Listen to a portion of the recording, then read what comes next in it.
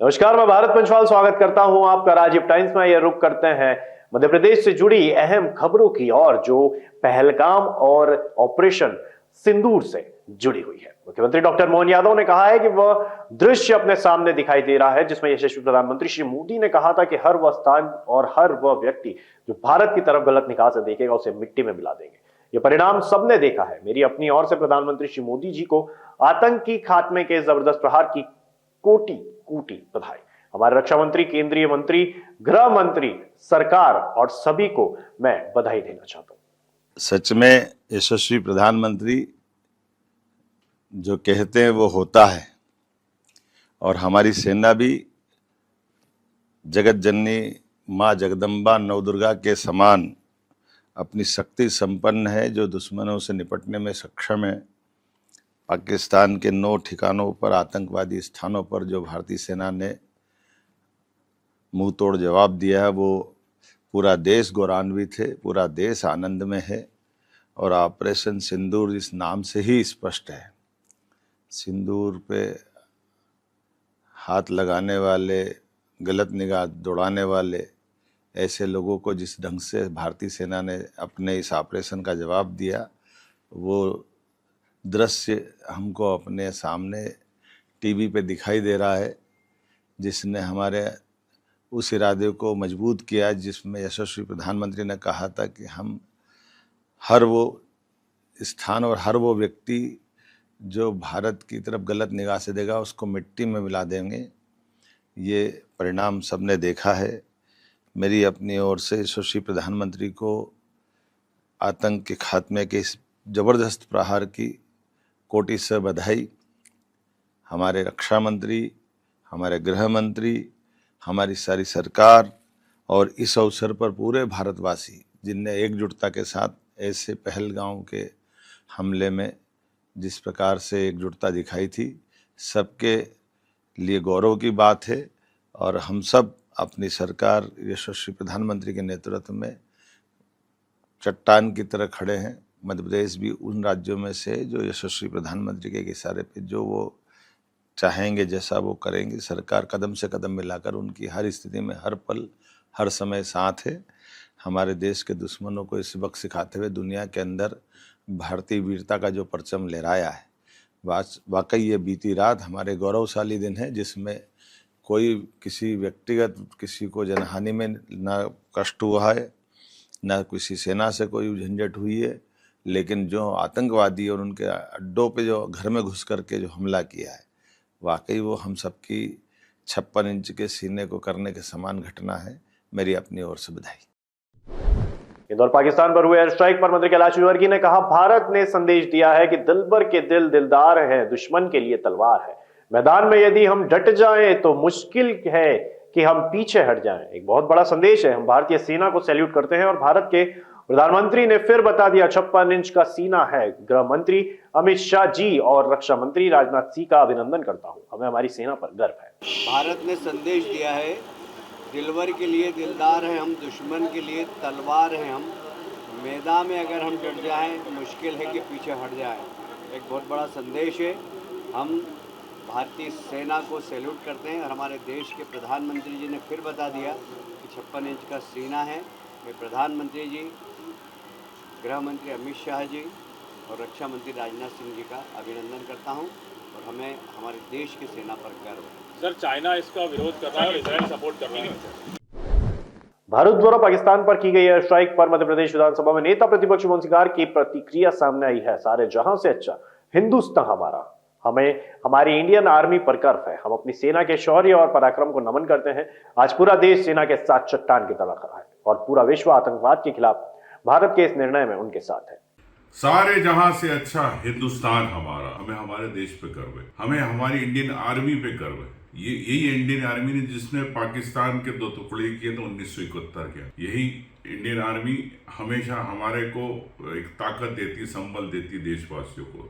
इनके हाथों में देश सुरक्षित है। मैं सैल्यूट करता हूं इंडियन आर्मी को। इस प्रकार से पाकिस्तान साहस करता रहता, कभी 26/11 का हमला, अभी आपने तत्काल देखा पहलगाम की घटना, बड़े देश के लिए बड़ी दुखद एक घटना रही। मासूम परिवारों को किस प्रकार से मारा गया, ये बड़ी दुख की बात है। और इस बार मैं यही कहना चाहता हूं कि जिस प्रकार से पाकिस्तान के 2 टुकड़े 1971 में हुए थे, इंडियन आर्मी को यही कहना चाहूँगा, यही गुजारिश करूँगा कि इस बार जो दुस्साहस पाकिस्तान करता, इस पाकिस्तान के 2 टुकड़े होना चाहिए, पाक अधिकृत कश्मीर हमारा होना चाहिए। क्योंकि जो ये बार ये हरकतें इस प्रकार की देशवासी कभी बर्दाश्त नहीं करेंगे। इंडियन आर्मी को मैं वापस से सैल्यूट करता हूँ, इंडियन आर्मी पे मुझे गर्व है। महापौर ने भी प्रतिक्रिया दी है। महापौर ने कहा है, मैं भारतीय सेना को इस अद्वितीय पराक्रम के लिए नमन करता हूं। यह सिर्फ एक बदलाव नहीं है, एक बदला नहीं है, बल्कि आने वाले हर दुश्मन के लिए चेतावनी है कि यदि भारत को कोई छेड़ेगा तो हम छोड़ेंगे नहीं। किंतु हम सभी नागरिकों को भी चाहिए कि यदि परिस्थितियां बिगड़ती है तो सेना के साथ हम भी तैयार रहे। एक नागरिक के नाते मैं यह संकल्प लेता हूं। भारतीय सेना ने पराक्रम दिखाते हुए पहलगाम घटना का बदला लिया है। भारत की सेना पर हमको गर्व है, हम उनका अभिनंदन करते हैं।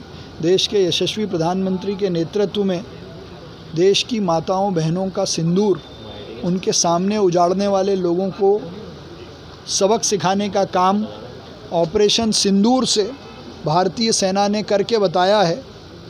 और जिस प्रकार से 2 महिला अधिकारियों ने प्रेस कॉन्फ्रेंस ली, वो इस बात को भी दर्शाता है कि भारत की सेना में महिलाओं ने जो पराक्रम किया है वो भारत के देश की महिलाओं के सिंदूर की रक्षा बहुत तत्परता से कर रही हैं। लेकिन साथ ही नागरिक बोध, सिविल डिफेंस के लिए भी हम तैयार रहें। शहरों में लोग किसी भी आपदा की स्थिति में कैसे अपने आप को और आसपास के लोगों को बचाएं, ब्लैकआउट में किन चीज़ों का पालन किया जाए, इसकी जानकारी भी अभी हमने जनप्रतिनिधि पार्षदों के साथ बैठकर साझा की है, जो अपने अपने वार्डों में लोगों को इसको लेकर जागरूक रखेंगे। और एक 10-10 लोगों के वॉलंटियर्स की सूची भी बनाएंगे जो किसी भी समय शासन प्रशासन की अप्रिय स्थिति में मदद करेंगे। इंदौर के डेंटल कॉलेज में मॉक ड्रिल पूर्ण हो चुकी है। इस दौरान कलेक्टर आशीष सी, पुलिस आयुक्त संतोष कुमार सी, अतिरिक्त पुलिस आयुक्त अमित सी तथा निगम आयुक्त शिवम वर्मा मौजूद रहे। मॉक ड्रिल के दौरान मुख्यमंत्री मोहन यादव ने वीडियो कॉन्फ्रेंसिंग के माध्यम से मॉक ड्रिल का जायजा लिया, जिन्हें कलेक्टर आशीष सी द्वारा मॉक ड्रिल की स्थितियों से वीडियो कॉन्फ्रेंसिंग के द्वारा अवगत कराया गया। देखिए, बहुत अच्छे तरीके से मॉक ड्रिल ये संचालित की गई है और जितनी भी मॉक ड्रिल्स हो रही हैं उनमें से जो पहली मॉक ड्रिल थी जिसमें कि जो फायर से अफेक्टेड जो बिल्डिंग थी, डैमेज बिल्डिंग थी, वहां से किस तरीके से रेस्क्यू ऑपरेशन करना है, किस तरीके से आग पे कंट्रोल पाया जाना है, इसकी मॉक ड्रिल की गई है। इसमें सबसे पहले आग पे काबू पाके और उसके बाद जो घायल थे उनको किस तरीके से निकाला जाएगा, एम्बुलेंस के माध्यम से अस्पताल पहुंचाया जाएगा, जितने लोग सेफ हैं उनको किस तरीके से बाहर निकाल के सुरक्षित स्थान पर ले जाया जाएगा। रेस्क्यू के जो अलग अलग अगर ऊपरी मंजिलों पे भी कोई व्यक्ति वहां से नीचे की तरफ आता है तो उसको कैसे निकाला जाएगा, तो इन सारी चीज़ों की मॉक ड्रिल यहाँ पर की गई है। और इसमें जो हमारा अमला है, जो शासकीय अमला है, उसके साथ साथ कई सारे जो वॉलंटियर्स थे उन्होंने भी मॉक ड्रिल में भाग लिया है। खासतौर पर जो इंजर्ड थे और जिनको बाहर निकाला जाना था उनके रूप में वॉलंटियर्स की भी हमको सहायता मिली है। और अगले चरण में जो हमारी रेजिडेंसी कोठी पे और जो मेडिकल कॉलेज का बॉयज हॉस्टल है वहां पर जो ड्रिल्स होंगी उनको किया जाएगा और 7:30 बजे जब ब्लैकआउट होगा तो इन सारी ड्रिल्स को एक बार फिर से रिपीट किया जाएगा। कितना अमला लगा हुआ है तीनों ड्रिल्स में? देखिए, तीनों ड्रिल्स में जो हमारा पूरा होमगार्ड और एसडीआरएफ की जितनी भी टीम्स है, लगभग 10 टीम्स हैं, वो पूरी लगी हुई हैं। जो फायर की हमारी नगर निगम की जितनी टीम्स हैं वो सारी की सारी लगी हुई हैं। पुलिस के और मजिस्ट्रेट के लोग लगे हैं।